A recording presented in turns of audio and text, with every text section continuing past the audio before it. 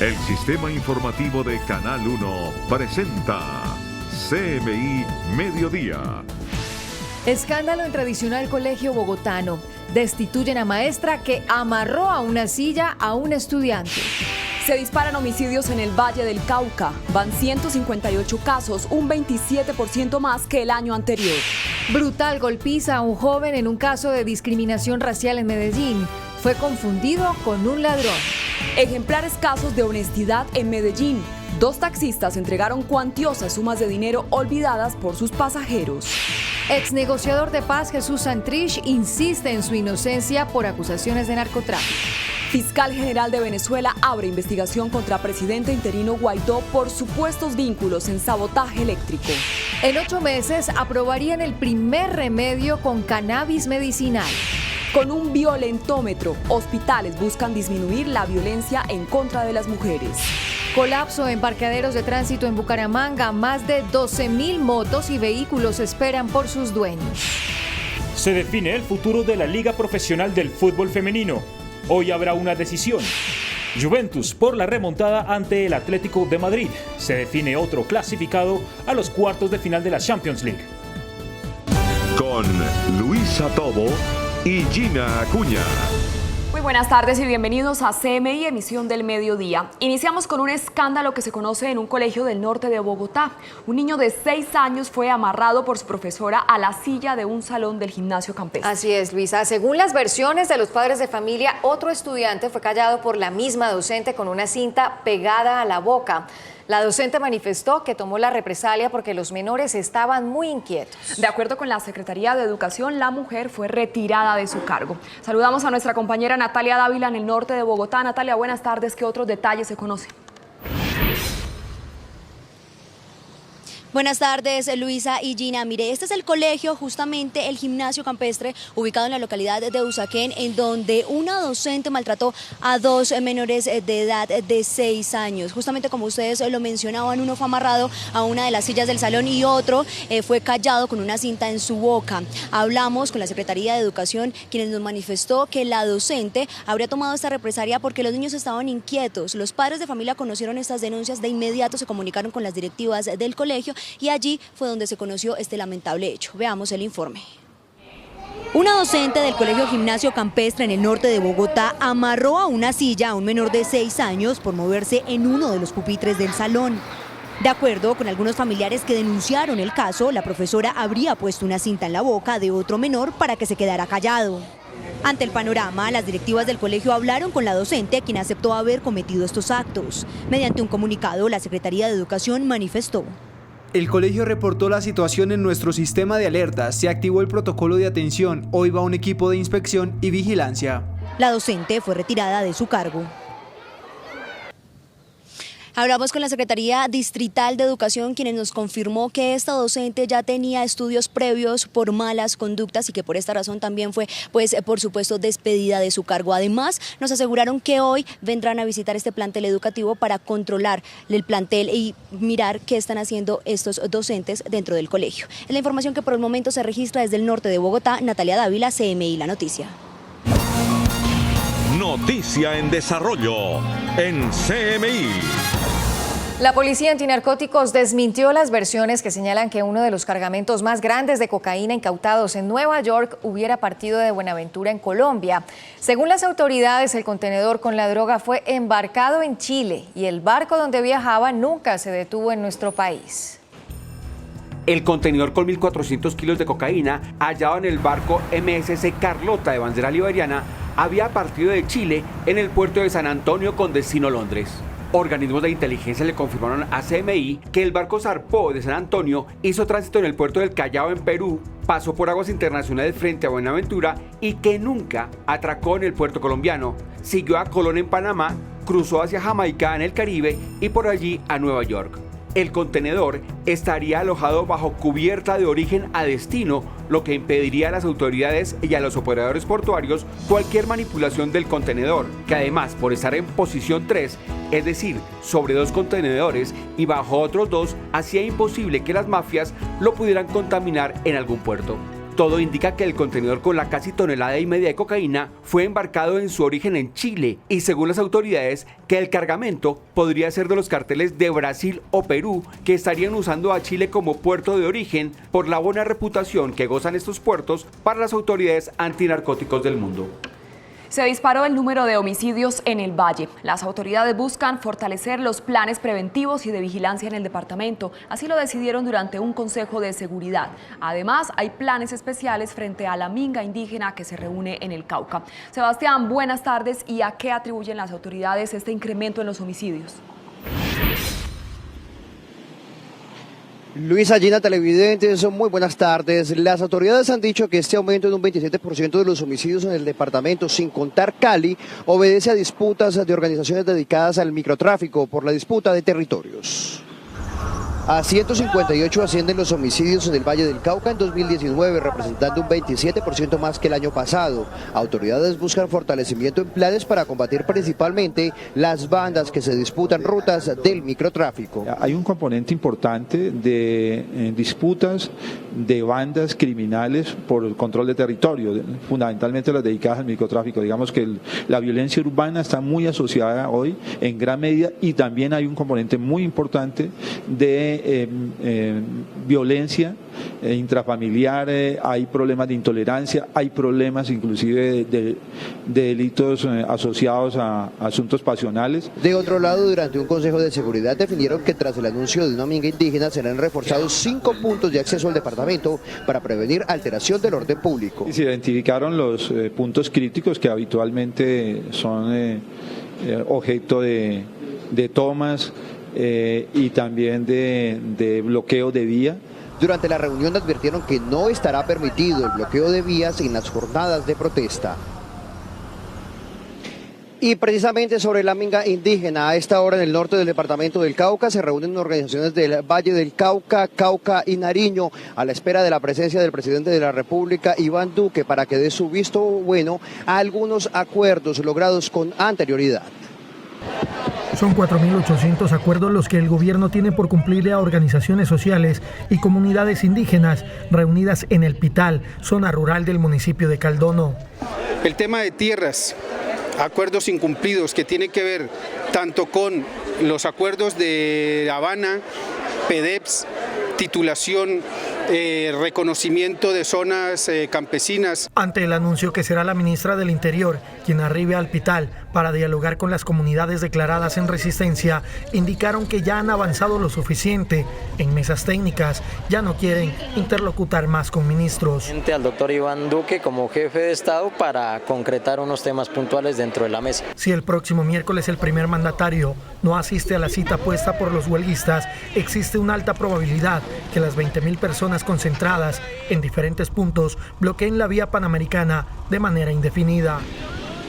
Y hace algunas horas a la base aérea Marco Fidel Suárez llegó la Comisión del Gobierno Nacional conformada por el Alto Comisionado para la Paz y los Ministerios de Interior y de Agricultura para desplazarse a esta hora hacia Santander de Quilichao, donde esperan iniciar las mesas de diálogo con el pueblo indígena. El presidente de la República los invitó a Bogotá, ellos no aceptaron, hoy nos delega al ministro de Agricultura, comisionado de Paz y a la ministra del Interior, los equipos de gobierno, para recoger cuáles son las inquietudes adicionales y esperamos que haya unas mesas de trabajo y poder concertar las peticiones que tiene el CRIC. El ministro de Agricultura dijo que el gobierno nacional tiene un plan nacional de desarrollo de inversión aproximadamente de unos 227 billones de pesos para las zonas rurales, incluido el departamento del Cauca. Por su parte, el Alto Comisionado para la Paz invitó a la comunidad indígena a separar sus ideologías políticas de los acuerdos logrados con anterioridad. Nosotros seguiremos atentos a esta información. Desde Cali, Sebastián Bedoya, CMI, La Noticia. Sebastián, muchas gracias. Feliz tarde. Gran ofensiva contra el lavado de activos. En operativos simultáneos en Colombia y Estados Unidos fueron capturadas 17 personas encargadas de ingresar al país millonarias sumas de dinero producto del narcotráfico. Los operativos se realizaron de manera simultánea en Georgia y Nueva York en Estados Unidos y Cali, Colombia, con el apoyo de la Agencia de Aduanas y Seguridad Nacional de los Estados Unidos. Esas 17 personas fueron capturadas, 11 en Atlanta, Georgia, 2 en Nueva York y las 4 que están acá capturadas en Colombia con fines de extradición. Uniformados de la DIJÍN capturaron en Cali a 4 personas, entre ellas a este hombre, alias Esquina, que junto con su hermano, alias Bebé, coordinaba el ingreso a Cali de millonarias sumas de mercancía comprada en Estados Unidos con dinero producto del envío de cocaína a ese país. Esta es una investigación de largo aliento. Fueron varios años. En el marco de esta investigación se logra la incautación de 6.5 millones de dólares y la incautación de más de 160 kilos de estupefacientes. Este hombre, conocido con el alias de Memo, era el responsable de contactar turistas y convencerlos para que de regreso a Colombia trajeran hasta $10.000, bien fuera en sus bolsillos, y cantidades más altas en fajas adheridas a su cuerpo o en la modalidad de ingeridos.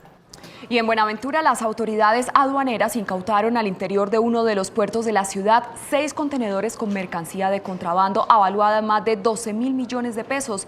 Luznery Riascos nos tiene los detalles. Luznery, buenas tardes.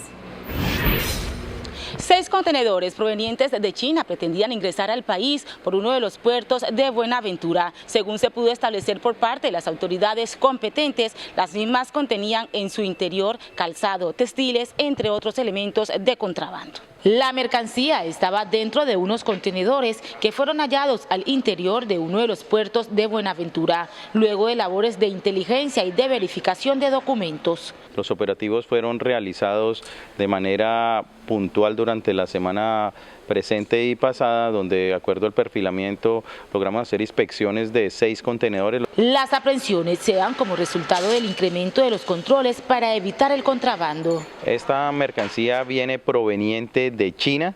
Nosotros lo que hacemos es, acuerdo a todas las cooperaciones que le hablé con las entidades anteriormente mencionadas, hacemos el control físico y a través de la tecnología con escáner para lograr determinar el contrabando. Desde el puerto de Buenaventura, Luznery Riascos, CMI, La Noticia. Luznery, gracias. Los niños de 8 sedes educativas en Dos Quebradas, Risaralda, tienen que caminar más de 1 hora por las veredas para llegar a los colegios. La comunidad pide que se le garantice el transporte escolar a los pequeños. Hans Lamprea nos entrega la historia desde Pereira. Hans. Buenas tardes. Más de 1 hora tienen que recorrer a pie los niños de la institución educativa La Ribera en la zona rural del municipio de Dos Quebradas porque no tienen transporte escolar. Además, las condiciones de infraestructura de la institución educativa no son las mejores. Acompañamos a los niños de la sede educativa La Ribera en la zona rural del municipio de Dos Quebradas en Risaralda en su recorrido diario a la escuela. Pequeños entre los 5 y los 11 años tienen que madrugar mucho más que otros para llegar a su primera hora de clase, que es a las 7 de la mañana. Estos 2 hermanos se preparan con chaquetas y botas pantaneras para hacer un recorrido a pie de 1 hora desde su residencia hasta la sede educativa. A todos les toca caminar, entonces es mejor que pongan el JIT. Necesitamos transportes porque hay niños que vienen muy cansados de sus casas. Los padres de familia aseguran que es un riesgo dejar que los niños caminen por esas grandes distancias, aparte que tienen que soportar las inclemencias del clima. No me parece justo porque, mire, como pueden ver, hay niños pequeños. Por su parte, el secretario de Educación de Dos Quebradas confirmó que sí se presentan algunos inconvenientes en estas sedes educativas y se comprometió que después de marzo se solucionará estos inconvenientes. Se ha hecho un plan de contingencia con los señores rectores y se le ha trasladado el dinero hasta donde el monto que la ley permite para que ellos de manera directa contraten el servicio de transporte. La Secretaría de Educación confirmó que son constantes las quejas que se tienen del rector a cargo de estas sedes educativas y por eso se adelantan algunas investigaciones. En Dos Quebradas, Risaralda, Hans Lamprea, CMI, La Noticia.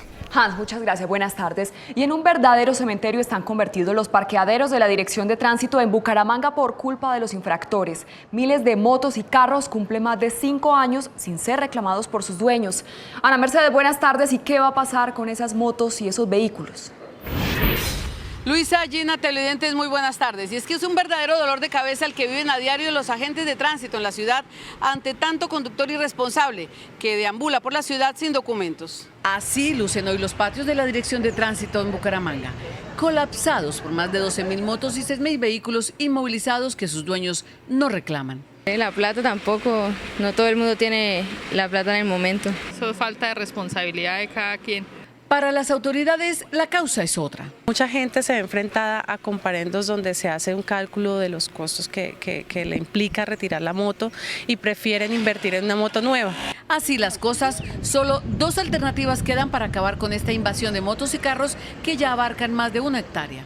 pretendemos también adelantar un proceso robusto de chatarrización. También estamos considerando la posibilidad de hacer unos descuentos de intereses en algún porcentaje de los comparendos para poder aliviar un poco lo que implica pues retirar la moto de nuestros patios. Este cementerio de vehículos en el que se ha convertido el tránsito en Bucaramanga tiene casi que sepultados más de 10.000 millones de pesos en multas por falta de papeles, revisión tecnomecánica e infracciones viales. Esto sin contar el valor de los automotores. En Bucaramanga, Ana Mercedes Ariza, CMI, La Noticia. Ana Mercedes, gracias. Feliz tarde. En otras noticias, el servicio eléctrico se empieza a recuperar en Venezuela después de 6 días del apagón que dejó sin luz a 19 estados. A pesar de eso, la crisis se mantiene en medio de la tensión por el arresto de un periodista crítico del gobierno, el llamado a movilización de la oposición y después de que Nicolás Maduro anunciara el arresto de 2 sospechosos relacionados con el apagón y expulsara a todo personal diplomático estadounidense del territorio venezolano. La crisis no cesa en Venezuela. Cuando el peor apagón en su historia llega a su 5.º día, el grave desabastecimiento de agua, productos básicos y gasolina tiene a los venezolanos haciendo de todo para conseguirlos. Incluso se han registrado olas de saqueos en zonas comerciales de algunas ciudades. A lo que se suma la intermitencia en el servicio eléctrico en hospitales que prestan su atención con dificultad y se denuncia que los constantes cortes ya cobraron la vida de más de 20 personas. Pese a que la jornada fue declarada no laborable por Nicolás Maduro, el clima de tensión aumenta con el llamado a movilización del autojuramentado presidente interino Juan Guaidó y la respuesta represiva del gobierno chavista que utilizó a sus servicios de inteligencia para arrestar al periodista Luis Carlos Díaz, un duro crítico del oficialismo experto en combatir la censura y los bloqueos informáticos, acusado de instigar un supuesto sabotaje a la red eléctrica venezolana. Horas antes, Maduro reconoció por primera vez la crisis eléctrica y anunció 2 capturas de presuntos saboteadores. Fueron capturados en flagrancia, están presos, están hablando. El gobierno insiste en que el apagón fue un sabotaje orquestado por Estados Unidos, cuyos diplomáticos fueron expulsados y ahora tienen 72 horas para abandonar el territorio venezolano, según informó el canciller Jorge Arriaza. Washington informó que retirará todo su personal de Venezuela esta semana, respondiendo al deterioro de la situación en Caracas. El secretario de Estado Mike Pompeo afirmó que la presencia de sus diplomáticos se convirtió en un obstáculo para la política estadounidense en esa región. Migración Colombia no permitió que un grupo de ciudadanos venezolanos ingresara al país.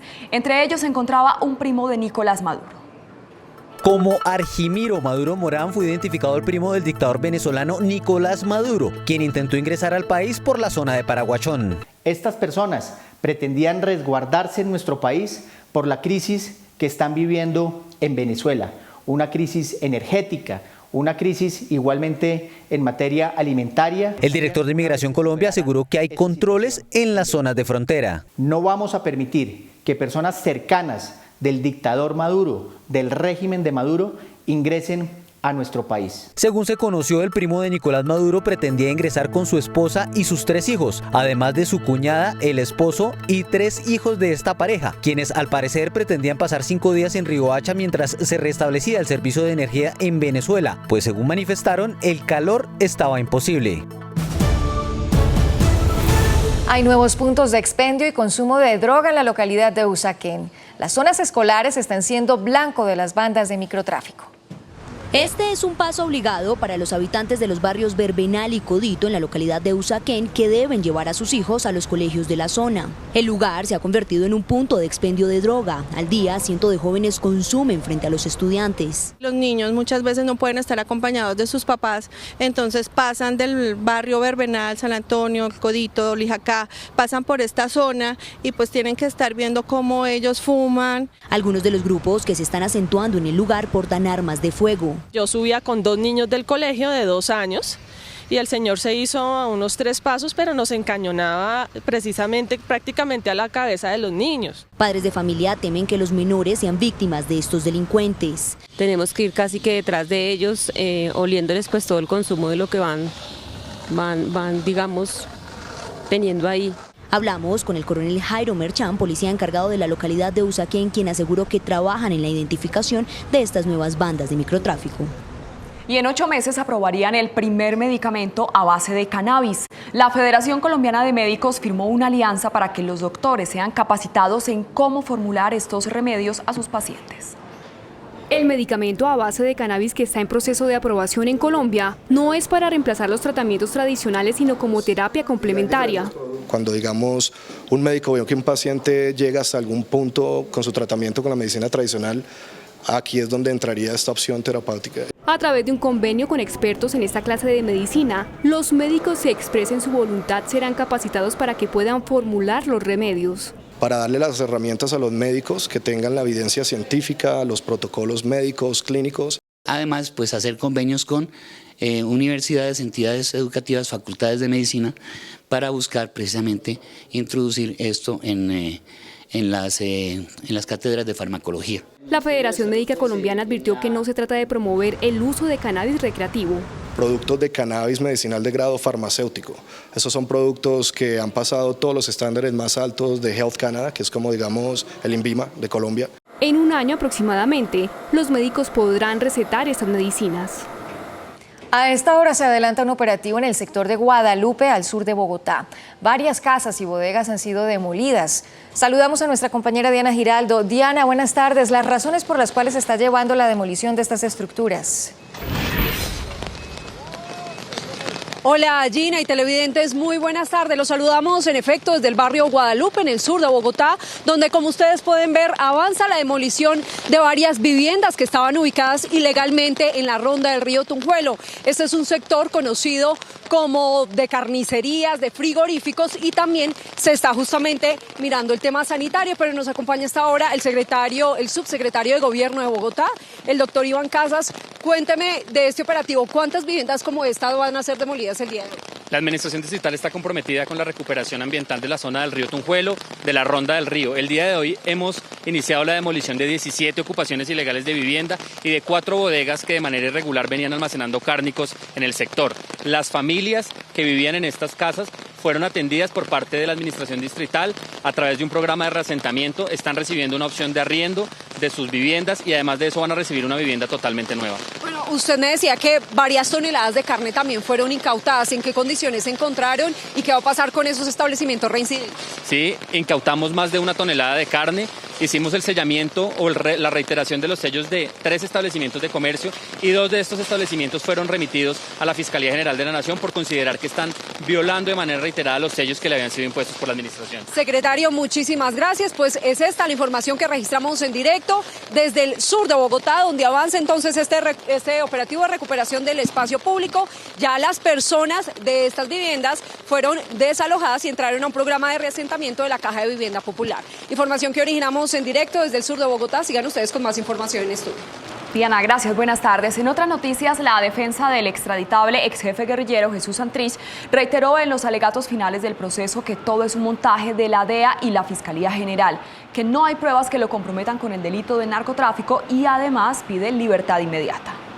La defensa del ex jefe guerrillero dijo que hasta el momento no se ha presentado prueba alguna por parte de la DEA o de la Fiscalía con la que se demuestre que Santrich estaba negociando un cargamento de cocaína. En una maniobra engañosa ha enviado a la JEP 12 audios que pertenecen a otro proceso, el cual no tiene nada que ver con Jesús Santrich. Hemos solicitado a la Jurisdicción Especial de Paz que conceda la garantía de no extradición a Seusis Pausías Hernández Solarte y ordene la libertad inmediata. Si el fallo es en contra, este será apelado. Decidiría en segunda instancia esta garantía. Entonces no sería inmediato el paso a la Corte Suprema de Justicia en ese eventual caso. El partido político de la FARC pedirá audiencia con Naciones Unidas. Aquí hay distintos discursos por parte del gobierno. Ante la comunidad internacional señalan estar dispuestos a cumplir el acuerdo, estar cumpliendo el acuerdo, pero en la práctica lo que viene ocurriendo en Colombia es otra cosa. Hoy en la cárcel La Picota se cumple la diligencia de Jesús Santrich ante la Jurisdicción Especial para la Paz, dentro del caso 001 correspondiente al delito de secuestro. Los malos olores tienen desesperados a los habitantes de Madrid, Cundinamarca. Según la gente, una planta de residuos sería la causante de la situación. La Corporación Autónoma Regional investiga el caso, mientras que el consorcio respondió a las quejas de los afectados. En Madrid, Cundinamarca, los malos olores tienen preocupados a los habitantes del municipio. Es terrible, huele a alcantarilla, excrementos. Madrid huele a miércoles. Los vecinos del sector dijeron que el problema, al parecer, proviene de esta planta ubicada a más de 6 kilómetros del casco urbano. Como una planta de residuos que hay fuera del municipio de Madrid, y eso es lo que está trayendo los malos olores. La Corporación Autónoma Regional viene realizando visitas de seguimiento y atención a las quejas de la comunidad frente a esta problemática. En la actualidad la empresa Biogas Cheoso tiene un sancionatorio que está a punto de fallar y se le aperturó un nuevo sancionatorio por el incumplimiento a la resolución o permiso de vertimiento. Jorge Eliezer Luna, gerente del consorcio que opera la planta, aseguró que enviaron un comunicado a la CAR explicando la situación de unos posibles olores que provendrían de un supuesto plan de mitigación. Nosotros estamos muy lejos del municipio de Madrid para que puedan decir que somos nosotros los que estamos afectando. Ya habíamos notificado a la autoridad que íbamos a estar 2 semanas con algunos olores porque estamos cambiando de un sistema donde inicialmente es un sistema donde no hay oxígeno a un sistema que hay oxígeno, y eso genera una serie de oleadas de olores que son controlables y que nosotros las tenemos controladas. Por ahora en Madrid, Cundinamarca, piden acciones urgentes para no vivir en medio del mal olor. 622 quejas diarias presentan los colombianos contra las empresas de servicios públicos por mal servicio, según señaló la superintendencia. De ellas, solamente el 70% logran algún tipo de respuesta o solución. Durante el 2018 a la Superintendencia de Servicios Públicos llegaron 224.170 quejas por parte de los usuarios, para un promedio de 18.680 por mes y 622 por día. De ellas fueron atendidas 197.934 por mal servicio en agua, luz o gas. Las restantes 26.236 están en gestión en las respectivas empresas. Las quejas se concentran principalmente en el tema tarifario y en la recuperación de consumos, que la empresa me está cobrando meses que no me había cobrado y me los está cobrando o está actualizando la manera en la que midió y creo que me está cobrando de más. Las empresas más reclamadas son Electrificadora del Caribe, Empresa de Acueducto de Alcantarillado de Bogotá y Codensa. Es por el servicio de energía. Como cerca del 53% de las quejas son por el servicio de energía. Obviamente esto tiene un componente alto en la zona norte, pues por la situación de Electricaribe, pero en todo el país pues es la constante, y en segundo lugar por el servicio de acueducto. Los motivos más recurrentes de las reclamaciones a las empresas de servicios públicos están asociadas a la inconformidad con la medición del consumo. Estos son los titulares de las noticias que hemos desarrollado hasta el momento en CMI, emisión del mediodía. Escándalo en tradicional colegio bogotano. Destituyen a maestra que amarró a una silla a un estudiante. Se disparan homicidios en el Valle del Cauca. Van 158 casos, un 27% más que el año anterior. Ex negociador de paz Jesús Santrich insiste en su inocencia por acusaciones de narcotráfico. Fiscal General de Venezuela abre investigación contra presidente interino Guaidó por supuestos vínculos en sabotaje eléctrico. Y estos son los titulares de las noticias que desarrollaremos a continuación en CMI, emisión del mediodía. Tragedia en Chocó. 4 niños indígenas mueren por confinamiento. Más de 5.000 familias no pueden salir de sus casas por enfrentamiento entre grupos armados. Brutal golpiza a joven negro en Medellín. Lo confundieron con un ladrón. Policía evita que mujer se lance de puente en Quindío. La amarraron y la esposaron. Venezuela empieza a recuperar energía después de 6 días. Se registraron saqueos en Maracaibo, se mantienen clases suspendidas, día no laborable y metro de Caracas paralizado. 50 familias indígenas desalojadas en San José del Guaviare por ocupar terreno privado. A esta hora se recupera en el Hospital Santa Clara la excongresista Aida Merlano, quien habría tratado de suicidarse. La presencia en Barranquilla del ganador del Oscar, Quentin Tarantino, solo quedó en esta máscara. Seguimos en CMI, emisión del mediodía. En Baudó, Chocó, denuncian que 4 niños indígenas murieron por confinamiento. Más de 5.000 familias siguen encerradas en sus casas por el enfrentamiento entre grupos armados que se disputan el control territorial en la región. Cintia Quintana nos entrega el reporte desde Chocó. Cintia. Sí, muy buenas tardes, compañeros y televidentes. Emergencia humanitaria se vive en el departamento del Chocó, donde aproximadamente 5.000 personas se encuentran afectadas. Nos encontramos en este momento con el defensor del pueblo, Luis Murillo. Defensor, bienvenido a CMI La Noticia. Háblenos, por favor, sobre lo que se está presentando en este momento en el departamento del Chocó. Bueno, en este momento estamos afrontando una emergencia humanitaria que ha puesto de presente la organización indígena departamental. Estamos atendiendo con nuestras autoridades indígenas y con otras autoridades administrativas y agencias de cooperación la situación. Básicamente tenemos comunidades confinadas y con desplazamientos internos. Un último caso, un reciente caso que se presenta donde se habla de la muerte de 4 niños. Esta situación se está verificando, la han denunciado las autoridades indígenas. Nosotros, por supuesto, estamos en un esfuerzo más allá que tiene que ver con que los menores que están en riesgo también en este momento puedan ser atendidos, puedan acceder al servicio de salud a través de las jornadas de salud o otras medidas que impidan que vuelvan a ponerse en riesgo a menores en ese sentido. Defensor, muchísimas gracias. La realidad es que estas comunidades alegan estar atemorizadas porque no pueden salir de sus viviendas. Nosotros continuamos al pendiente de cómo transcurren los hechos. Cintia Quintana desde Quibdó para CMI La Noticia. Cintia, muchas gracias. Caso de intolerancia racial en el barrio Aranjuez en Medellín. Un joven negro fue atacado por la comunidad que lo confundió con un ladrón y quiso tomar justicia por mano propia. Yossi, buenas tardes. ¿Cómo es esta historia? Hola Luisa, buenas tardes. Estos hechos se presentaron cuando este hombre afro salía de un supermercado en donde habría comprado algunas cosas para sus familiares y fue abordado por un hombre que aparentemente lo iba a asaltar. Fue entonces cuando comenzó a gritar y la comunidad lo confundió con este ladrón. Las autoridades hacen un llamado para que no se tomen estos casos de justicia por mano propia y al joven para que denuncie, pues todavía no lo ha hecho por temor. En medio de insultos y gritos, el joven Dairon Córdoba fue acorralado por este grupo de personas en el barrio Aranjuez de Medellín. Con agresividad comenzaron a golpearlo brutalmente en su cabeza, torso y brazos hasta tirarlo al suelo. El ataque se dio en un acto de intolerancia tras confundirlo con un delincuente. Y él hace un retiro de un corresponsal no bancario, hace unas compras, sigue con dinero en la mano y cuando él siente que es perseguido empieza a correr para cuidarse, para que no lo fueran a hurtar y el ladrón de manera muy astuta decide cambiar los papeles y lo señala a él como ladrón. Fueron más de 30 minutos en los que Dairon fue sometido a la brutal golpiza contra una pared y hasta intentaron quitarle la ropa, casi dejándolo inconsciente. El video es viral y causa rechazo por tratarse de un caso de discriminación racial. Pues sabemos que es un empleado del sistema de salud municipal, es una persona buena, de hecho quien hizo la denuncia en redes sociales fue su novia. Blanco corriendo atleta, negro corriendo ratero. Esto es un problema de un racismo estructural que hay en nuestro país. El joven, quien prefirió no dar declaraciones pues aún teme por su vida, interpondrá en las próximas horas la denuncia ante la Fiscalía y la Personería de Medellín. Y mientras esta agresión causa vergüenza, hay 2 casos ejemplares de 2 taxistas que devolvieron las pertenencias a 2 pasajeras olvidadizas.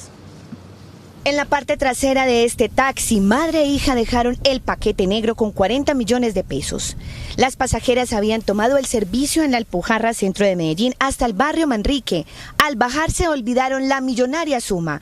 El taxista fue hasta su casa para devolvérsela. Abro la gaveta y le cojo la plata y la paso a su plata, señora. Esa señora me cogió a picos. Pero este no es el único caso de taxista ejemplar.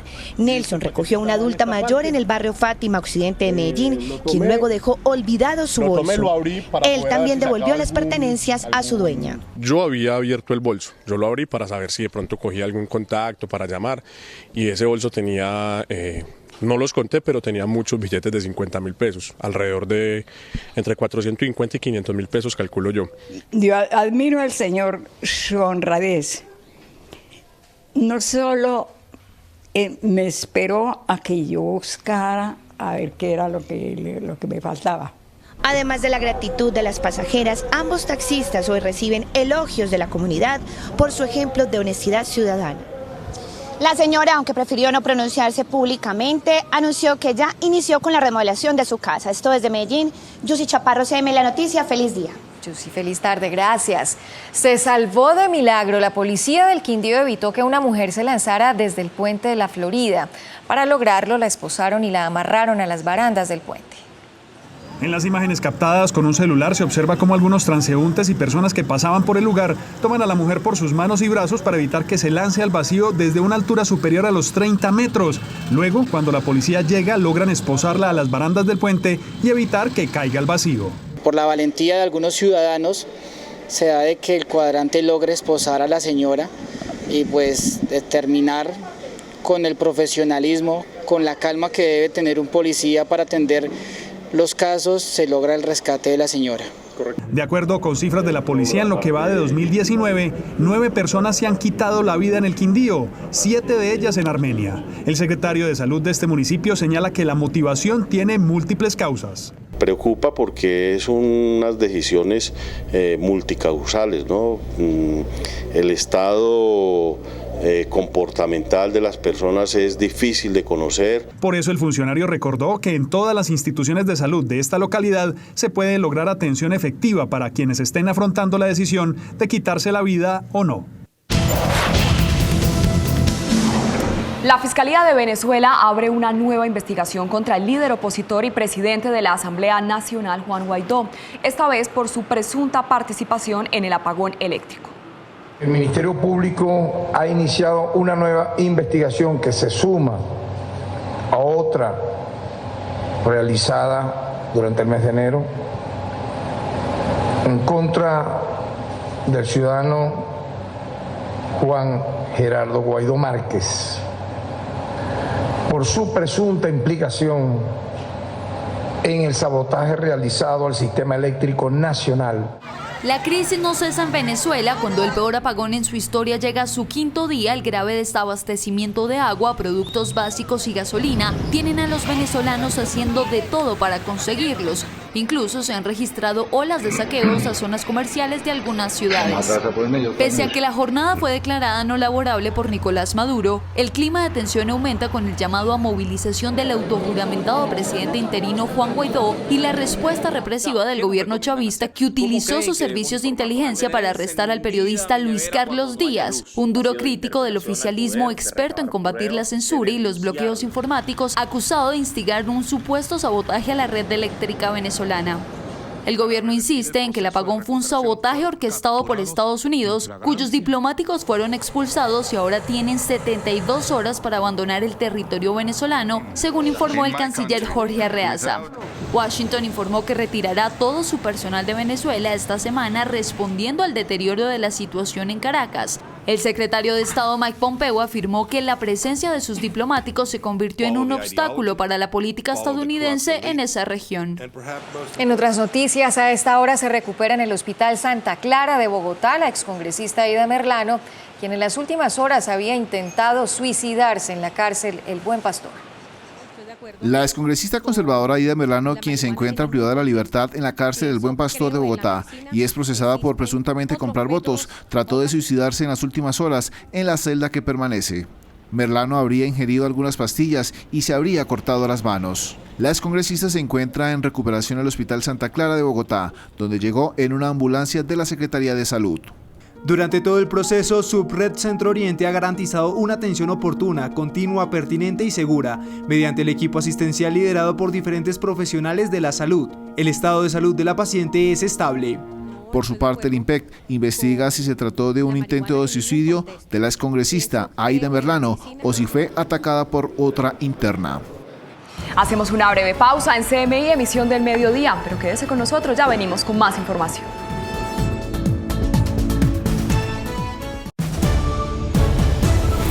Gracias por continuar con nosotros. Más de 50 familias de la comunidad indígena Sicuani fueron desalojadas de un terreno ubicado en la vereda Buenavista de San José del Guaviare. Las personas ya fueron reubicadas. Shirley Martínez nos entrega la historia desde San José del Guaviare. Shirley, buenas tardes. Hola, ¿qué tal? Cordial saludo, Gina y Luisa, la saludo desde el municipio de San José del Guaviare, donde hace pocos días se llevó a cabo un desalojo a la comunidad indígena Sicuani, que viene proveniente del municipio de Puerto Alvira Meta. Estas personas vienen desplazadas y en este momento están pidiendo ayuda a la comunidad de San José del Guaviare y más que todo al gobierno municipal. Veamos el informe. 44 familias de la comunidad Sicuani fueron desalojados de un predio privado donde llevaban 2 años viviendo. Nosotros somos seres humanos, nosotros toca respetar con ella. Yo no soy animal, ¿para qué voy a correr por ahí en el monte? No, señor. La comunidad Sicuani viene desplazada desde Puerto Alvira Meta, lleva 4 años en el municipio de San José del Guaviare y a raíz del desalojo vuelven a pedir ayudas al gobierno municipal. Necesita tierra, necesita comida, necesita colchones, necesita tortillas, necesita casa, no tengo leña, comida. Desde la personería de San José del Guaviare ya se encuentran llevando a cabo la ruta para ayudar a la comunidad. Así lo manifestó Andrés Pacheco, personero del municipio, quien afirmó que los sicuanos serán reubicados en un terreno para mejorar su condición. La comunidad sicuani es una comunidad trabajadora y entonces se va a determinar mañana el retorno de estas personas, de estos indígenas, se va a determinar el sitio de aquí en el municipio de San José del Guaviare. Desde San José del Guaviare informó Shirley Martínez, CMI, La Noticia. Shirley, gracias, muy buenas tardes. Y cada día hay más desarrollos tecnológicos para el tratamiento de las cataratas. Hoy conoceremos un novedoso láser que le permite al cirujano planificar la cirugía y realizar un procedimiento a la medida de cada ojo. Las cirugías de catarata han evolucionado. Nuevas tecnologías ofrecen beneficios al paciente y al cirujano. Cirugías con láser que le permiten personalizar al cirujano cada procedimiento. La planeación que se hace con el sistema de láser hace que previamente a la cirugía hagamos unas medidas con el paciente. Esas medidas se van a trasladar al computador del láser y podemos planear dónde queremos, en qué parte del ojo queremos hacer las incisiones, en qué tamaño queremos fragmentar el cristalino, de qué forma lo queremos fragmentar. Así planeamos también dónde queremos implantar el lente intraocular para tener mejores resultados. Doctor Posada, ¿todo paciente que llega a su consultorio con catarata es candidato a esta cirugía láser? No es para todos los casos. Necesitamos ciertos requerimientos, necesitamos que el paciente tenga una córnea de buena transparencia, que la pupila tenga una dilatación suficientemente buena para poderlo hacer. Cirugías robóticas que le permiten al paciente una pronta recuperación visual y menos incapacidad. Ustedes verán que hay cirugías robotizadas para muchos procedimientos de cirugía general, de cirugía abdominal, de cirugía urológica y nosotros también tenemos nuestra cirugía robotizada con robots más pequeños, pero son sistemas robotizados. Muy buenas tardes, bienvenidos a la información deportiva. A esta hora, la DIMAYOR, los clubes del fútbol colombiano y las jugadoras profesionales definen el futuro de la Liga Femenina. En una asamblea que se lleva a cabo a esta hora en la sede deportiva de la Federación Colombiana de Fútbol, la División Mayor del Fútbol Colombiano, junto a los clubes, tomará finalmente la decisión de mantener o no la Liga Profesional del Fútbol Femenino, aunque los caminos conducen a una próspera decisión, como lo asegura Isabela Echeverry, quien está presente en la reunión. Nosotros dimos posibles soluciones, como lo hemos dicho en anteriores entrevistas, de poner menos equipos para que el nivel suba, eso también se acordó. El presidente de la federación también vislumbra la posibilidad de que la DIMAYOR y las futbolistas lleguen a un acuerdo. Los que toman la decisión son los clubes y pienso que dentro de este replanteamiento y haciendo los esfuerzos necesarios económicos, si los clubes consideran que el fútbol profesional debe seguir en Colombia como todos aspiramos y como todos queremos, indudablemente que se va a aprobar y se va a implantar nuevamente. La decisión se conocerá después de las 3 de la tarde. Juventus y Atlético de Madrid, dos firmes candidatos a la Champions League, definirán un clasificado a los cuartos de final del certamen continental.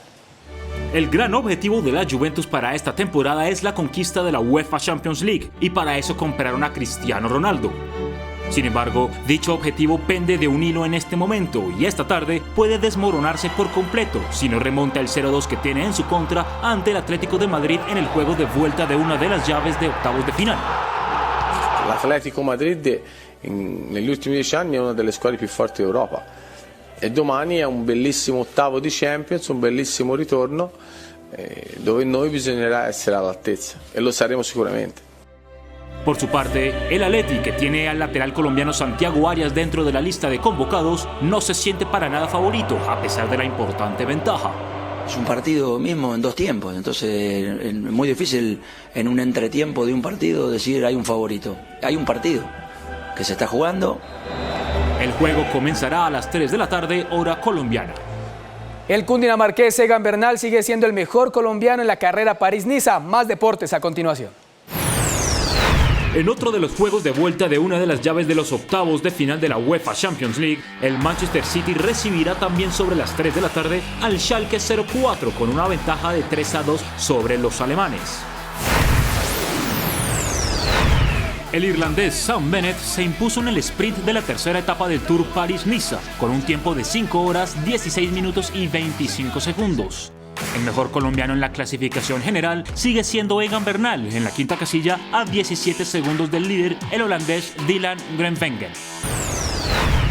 El múltiple campeón de las artes marciales mixtas, el irlandés Conor McGregor, fue arrestado en la ciudad de Miami, acusado de daño criminal y robo a mano armada por haber roto el teléfono de un fanático que le pidió una foto y posteriormente haberse ido con el mismo, avaluado en $1,000.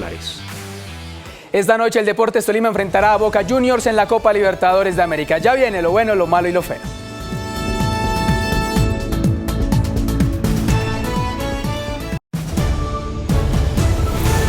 En toda una polémica se ha convertido en la broma que el Festival de Cine de Barranquilla le jugó al país, afirmando que uno de los cineastas más importantes del mundo visitaría el evento.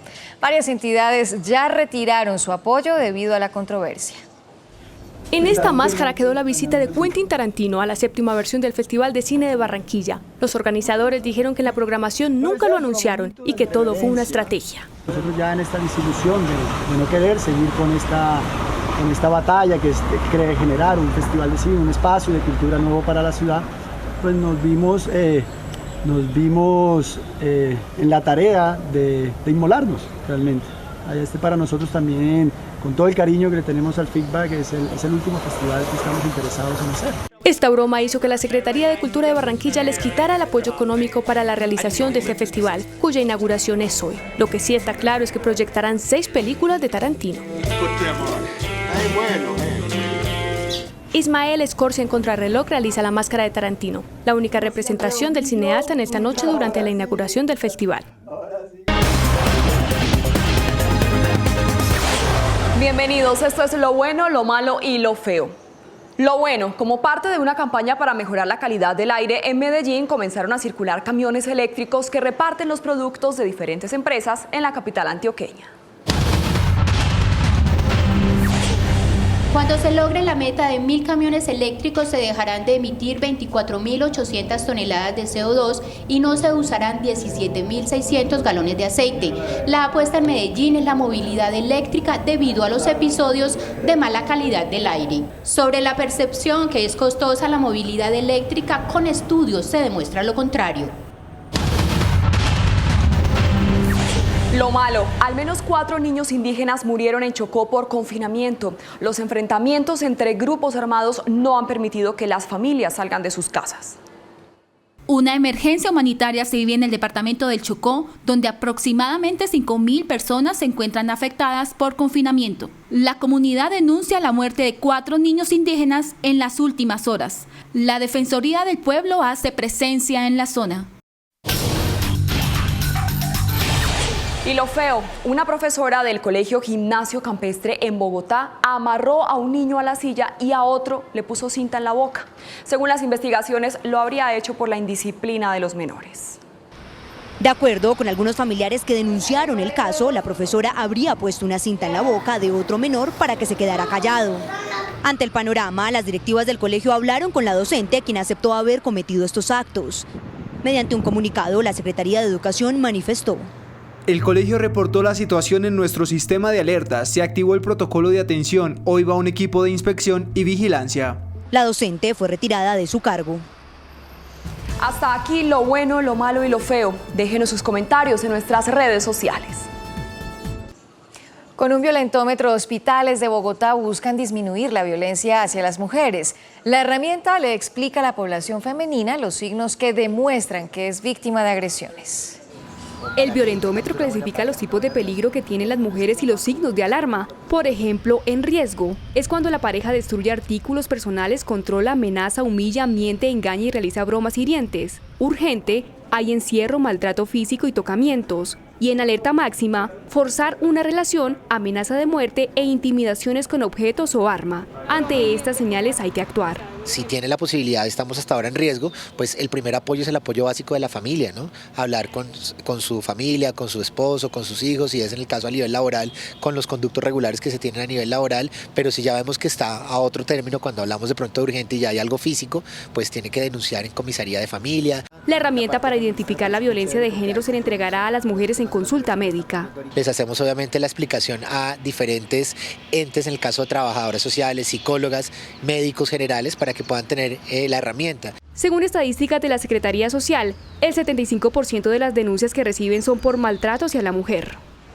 Hasta aquí las noticias en CMI Emisión del Mediodía. Los dejamos con Mujer. No se pierdan a las 9 en punto de la noche la emisión central de CMI La Noticia. Feliz tarde.